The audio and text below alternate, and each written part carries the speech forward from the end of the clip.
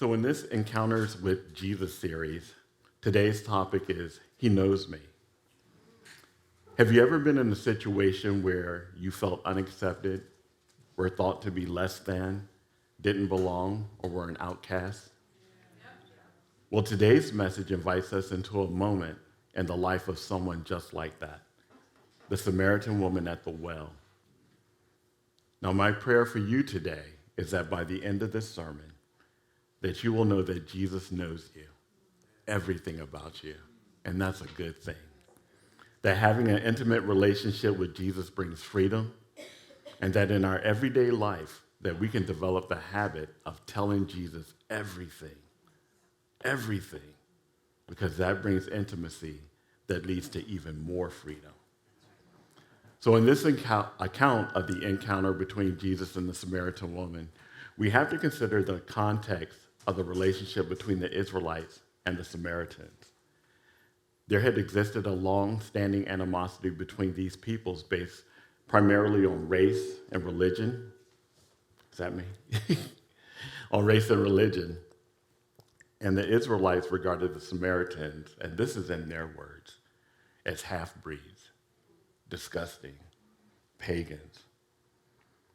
And the ancestors of the Samaritans, they had in fact truly did some awful things to the ancestors of the Israelites. The thing was that the present day Israelites at that time were still holding it against the Samaritans, who had nothing to do with what was done in that far ago history. So now we have to add to the context of the relationship between the Israelites and Samaritans that this Samaritan was a woman. Now in this place, ultra-conservative, Middle East, there were restrictions on women, all women. They couldn't own property, they couldn't testify in court. They were required to walk behind their husbands in public. And a husband could divorce his wife, but the wife could not divorce her husband. And that was a husband's right. And it could be for any reason, even something as small as he doesn't think she's a good cook. Now, today's text is coming from John 4. And just to give you a heads up, this account of this conversation between Jesus and the Samaritan woman is actually one of the longest account of a conversation between Jesus and another person. There's a lot of verses in here. So, and I don't know why they gave it to the person who's the most long-winded, but that lady, okay. But so I'm going to be following my notes pretty closely to make sure that I don't get off track here. And again, there's a lot of passages here, so there'll be some passages that we read together, but there'll probably be many passages that I read myself. But just to give you a little background of what was happening in verses 1 through 6. To avoid popularity and the attention of the Pharisees, Jesus had left Judea to return to Galilee. And on his journey to Galilee, he stops at a well. But this well was located in the city of Sychar, a city of Samaria. Now, usually because of that long-standing contempt that I shared with you earlier that the Israelites held for the Samaritans, an Israelite would walk dozens of miles out of their way to avoid even stepping a foot on Samaritan soil. But in the 4th verse, it reads, now he, Jesus, had to go through Samaria. Now we know that Jesus, who was simultaneously divine and man, didn't need to or have to do anything. But Jesus had a purpose for disrupting this long-held tradition. Now, while Jesus was at this well, and he's sitting there and he's thirsty, and it's the heat of the day, because he doesn't have anything with which to draw water, this woman comes up to the well, in that same heat of the day where no one else was usually there, or at least shouldn't be there. But except this time, Jesus was. And he had a divine appointment with who was called or described as a damaged, worthless, unclean woman. Point 1, Jesus will go out of his way to meet us where we are at, anywhere, anytime. So let's read together where the conversation starts between Jesus and this Samaritan woman, verses 7 through 9. When a Samaritan woman came to draw water, Jesus said to her, "Will you give me a drink?" His disciples had gone into the town to buy food. The Samaritan woman said to him, "You are a Jew, and I am a Samaritan woman. How can you ask me for a drink?" For Jews do not associate with the Samaritans. There's a lot of verses in here, but man, there is so much packed in just these 2 verses. Let's talk about this well setting a little bit more. So during this time in this culture, a well would be a gathering place for women. And for women, because it's usually women who were tasked with getting the water for their families and in their communities. So they usually gathered at the well in the morning or late afternoon when it was coolest. And just through the natural order of things, friendships would develop among the women. They would get the latest community news. And there would be a little gossip there as well, of which this lady, this Samaritan lady, I'm sure was likely a target. How many husbands does that lady have? And man, we kind of chuckle sometimes, but we're not off the hook. We gossip too. Right? We might use fewer words or give those looks that we give, but I'm pretty much sure that if men knew that the history of this woman, they were gossiping about her and they were giving her looks. Now, this Samaritan woman, she likely didn't go in the cool of the day when the other women were there, likely because she wasn't welcome. Maybe she was just tired of getting side-eye, or maybe she was just avoiding those probing questions. Not the kind of questions to help build somebody up, but the type of questions to tear somebody down. So why am I even giving this sermon about a woman? Well, I will tell you, during a staff meeting one day, Pastor Jen had announced that ministerial students would be given an opportunity to give a sermon in this Encountering Jesus series. And before she could get the next couple of sentences out, I texted her, "I'm going to do the woman at the well." And maybe 2 or 3 minutes later, I sent her another text. I'm like, well, maybe I should pray about it first. But as often is the case, Pastor Jen knew, like, yeah, this is the one that he's supposed to give. But I did pray about it. And obviously, I'm here giving it to you, so the Lord said yes. But one of the things that really resonates with me about this account of this woman is this woman's shame. The shame that she has internalized and the shame that's been heaped on her by the people in her community. When I was a little boy, about 9 years old, it's when I learned what homosexuality was and came to understand that I was struggling with a sin and how it was regarded. That this sexual sin was looked upon differently than others. And this was the first time I can recollect in my time actually feeling shame. And that shame led to deep-seated fear of all things and all people.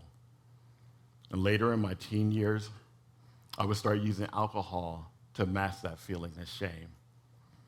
And during my active alcoholism, I did indeed do shameful things, which began a pointless cycle, a damaging cycle of feeling shame, drinking to alleviate the feelings, but ending up doing shameful things again, only to feel shame again, picking up another drink so I could not feel shame, and so on and so on and so on. Now, since I was a teen, I also had a very deep draw towards God.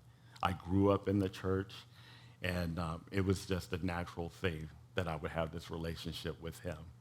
And actually, I shouldn't just say it was a natural thing, because there's lots of kids who are raised in the church who don't really enjoy it. But the Lord had a hold of my heart early on. I knew exactly for this reason. Yeah, this boy's going to feel shame for a long time. I better grab a hold of him. I always felt that I didn't belong. I always felt like I was less than, and I always felt that I was unworthy. And this was inside and outside of the church. It was internalized, and it came from other people. Now, maybe not for the same reason, or maybe because of the same reason. Have you ever been made to feel less than, unwelcome, unworthy? What are some of those reasons us humans put on people to make them feel unworthy? Divorce. Skin color. Gender, for sure. Yep. Absolutely. Job, the type of career somebody has. Maybe this person was abused. Maybe the person's an abuser. Maybe they've been incarcerated before, trafficked. It could be something as simple as the way somebody talks. We humans are very inventive when it comes to coming up with reasons to look down on each other or to treat someone like an outcast. But rest assured, Jesus doesn't see you as less than, and he absolutely doesn't see me as less than.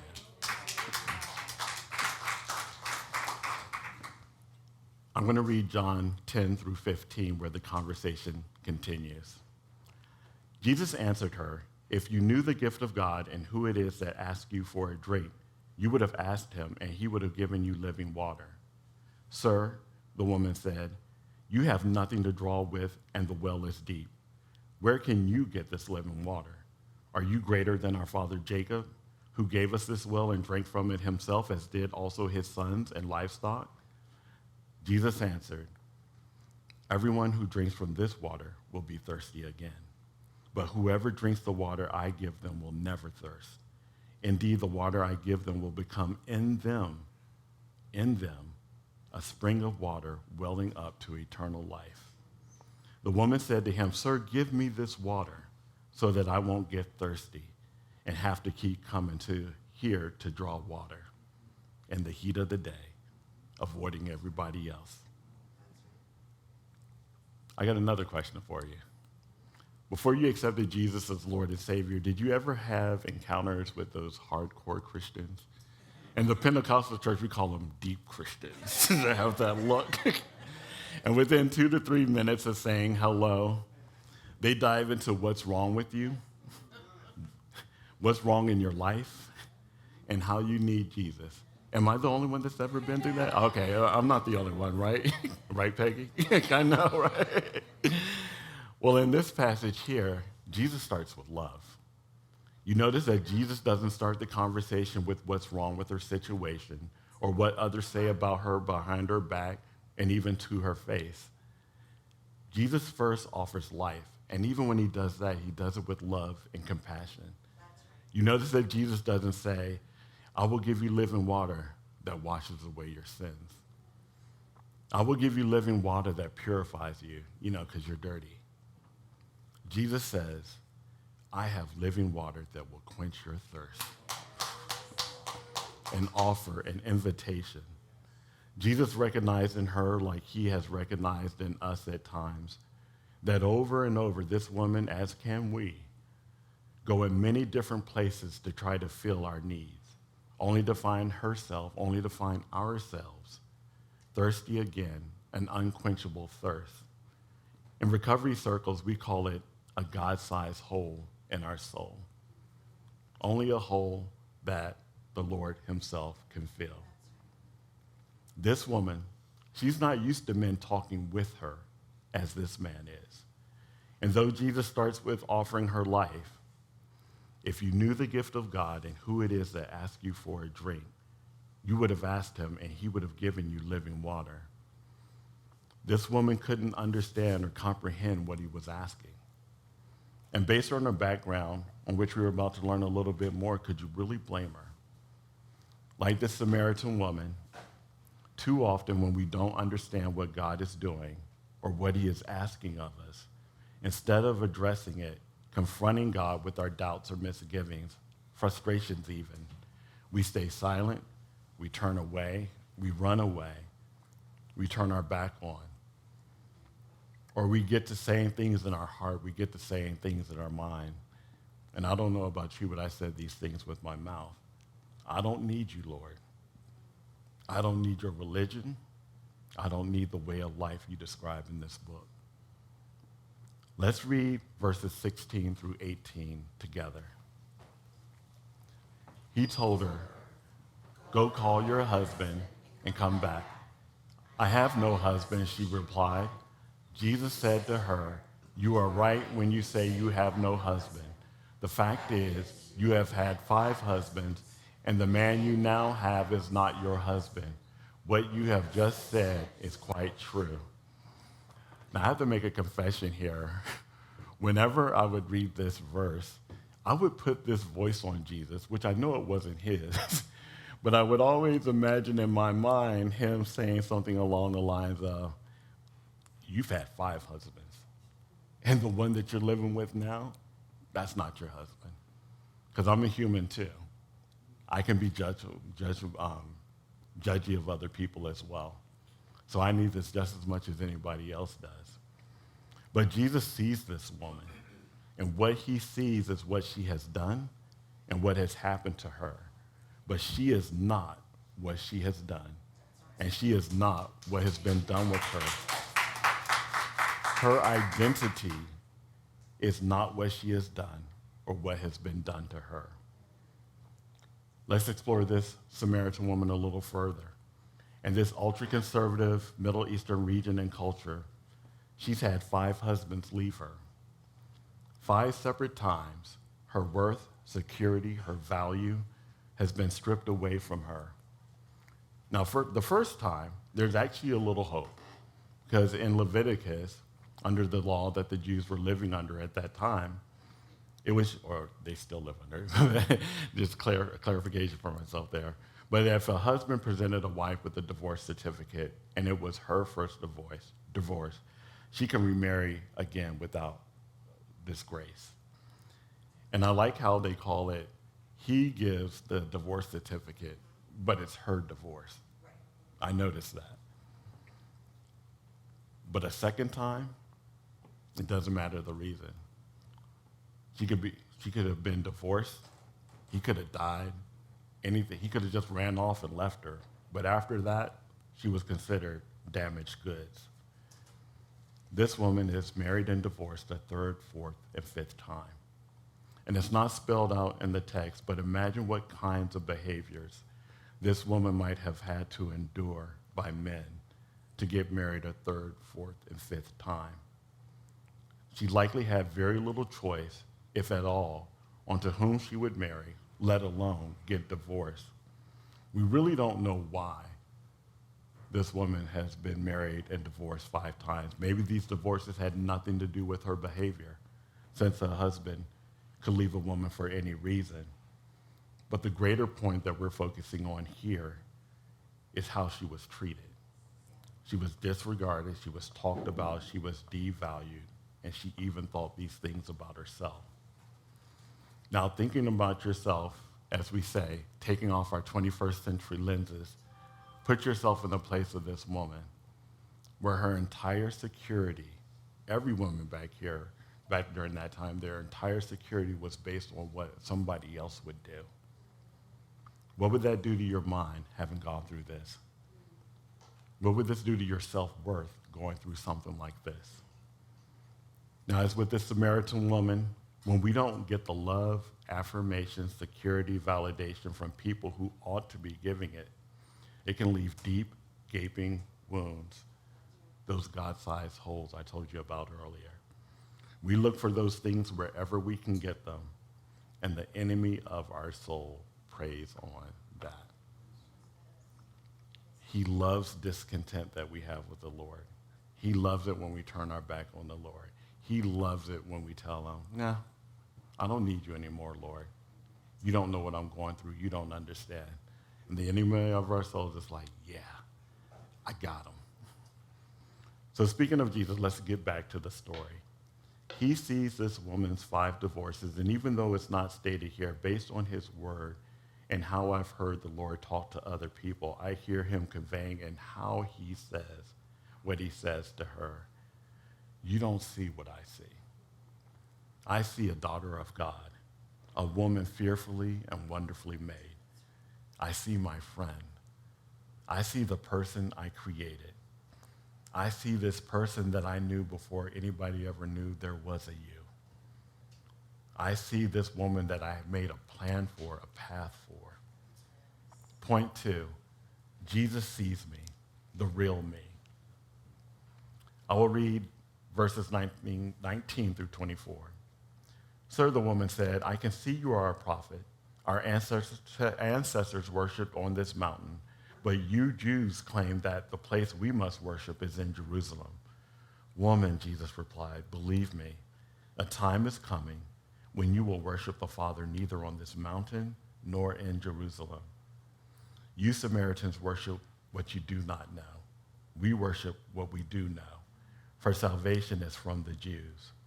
Yet a time is coming and has now come when the true worshipers will worship the Father in the Spirit and in truth, for they are the kind of worshipers the Father seeks.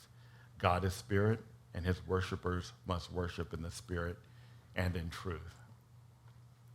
Now, I imagine at this point in the conversation, something's happening inside this woman. She knows that this man that she's talking to is not just any man.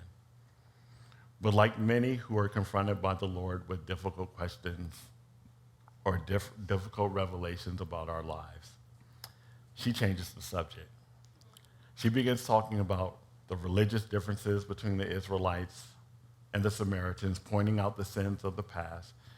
And like this woman, when confronted by the Lord, or even the idea of the Lord, sometimes we deflect to past hurts, habits, and hang-ups we might have about God, the Big C church, the state of the world around us, everything else but what he is there to discuss, the relationship between him and her, the relationship between him and us.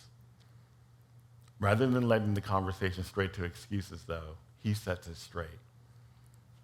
And I summarize it down to this: none of those differences matter. The hurts you have experienced, the habits you have endured, the hang-ups you have about the Lord, the Big C church, the state of the world around us, while important, that's not what this woman's encounter with Jesus is about. That's not what your encounter with Jesus is about. What matters in this encounter with Jesus, your encounter with Jesus, is that you come to him. He simply wants a relationship with us. I used to find that so hard to believe. Well, no, I got to keep these rules. I got to do this thing. I got to get my gold star. I got to be a good boy. He's like, I just asked you to sit down and talk to me for a minute. I didn't ask you about all these other things here. I definitely get it, and we get it here at Bridge Church, that sometimes religion makes it hard. Life issues, the world around us, people make it hard. But point 3, don't let religion keep you from a relationship with Jesus. Yes. Let's read. Yeah. Mm-hmm. Let's read verses 25 through 26 together. The woman said, I know that the Messiah, called Christ, is coming.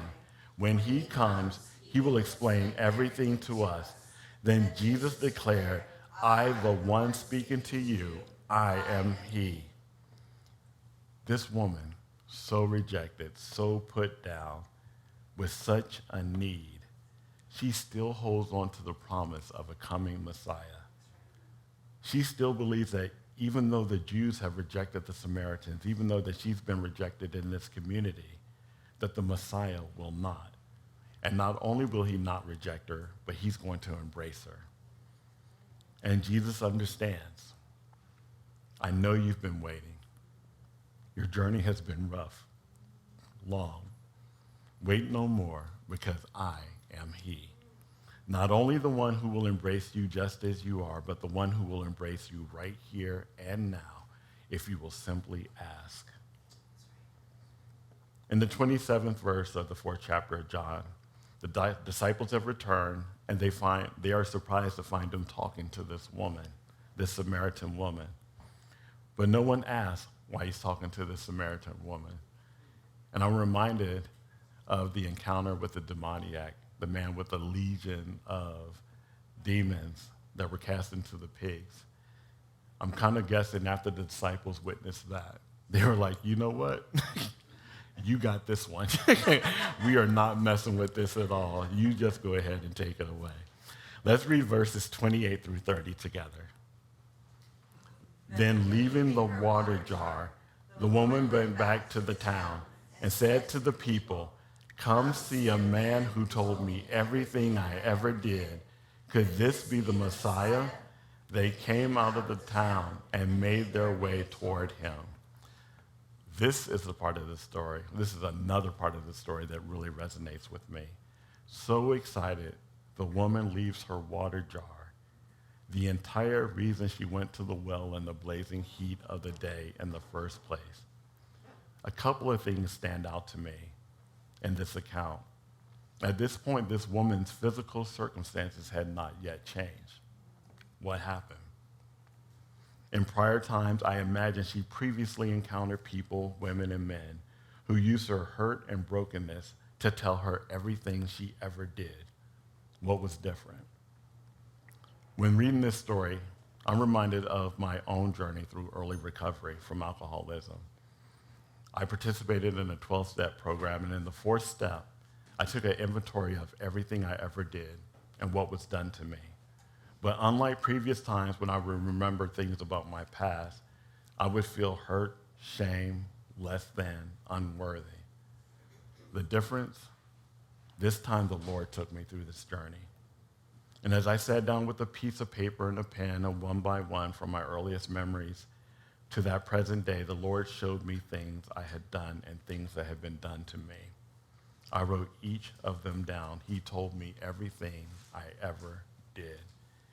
And I remember consciously saying to him, Lord, I did those things. And I heard his voice come from inside of me, and he said, yes, you did. But you don't have to live a life where you do those things anymore. I was gaining freedom. In the fifth step, I actually had to sit down and tell another person all the things I ever did. And I found a trusted person, and I told him each one of these things. And in that moment, I went from living a life of shame and holding secrets to being free. Now y'all can't shut me up, can you? But then, yeah, right? Peggy's with us in the Wednesday Bible study. So, but what was different with this woman?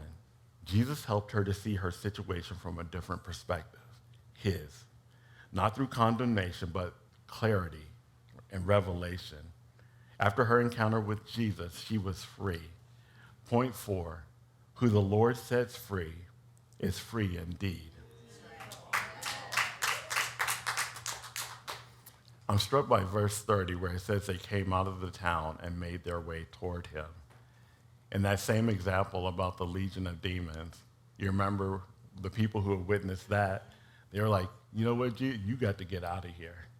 We don't want anything to do with what you got going. I don't know what happened, but you've got to go. But I think about this powerful transformation that has occurred in this woman and the powerful testimony that she now has. These people who used to ridicule her, talk about her, gossip about her, they followed her to meet a man who could tell them everything about themselves. Something that really struck me about this is, and I'm guilty of it too, I've talked about people, I've judged people. And a lot of times when that happens, we're doing it because we're trying to cover up something in our own lives. The fact that this woman that they talked about and ridiculed, they saw a transformation in her, and they weren't scared to hear the Lord tell them everything about themselves. I just think that's amazing. Let's read verses 39 through 41 together. Many of the Samaritans from that town believed in him because of this woman's testimony. He told me everything I ever did. So when the Samaritans came to him, they urged him to stay with them, and he did for 2 days. And because of his words, many more became believers. Let me ask you 3 questions. What is the well that Jesus met you at? What is the well that Jesus is meeting you at right now? And who needs to hear your story? My prayer at the beginning of this sermon, I hope it was answered for you.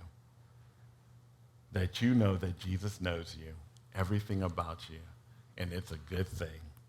That having an intimate relationship with Jesus brings freedom, and that in our everyday life, that we can develop the habit of telling Jesus everything we ever did. because that brings intimacy that leads to even more freedom. Thank you.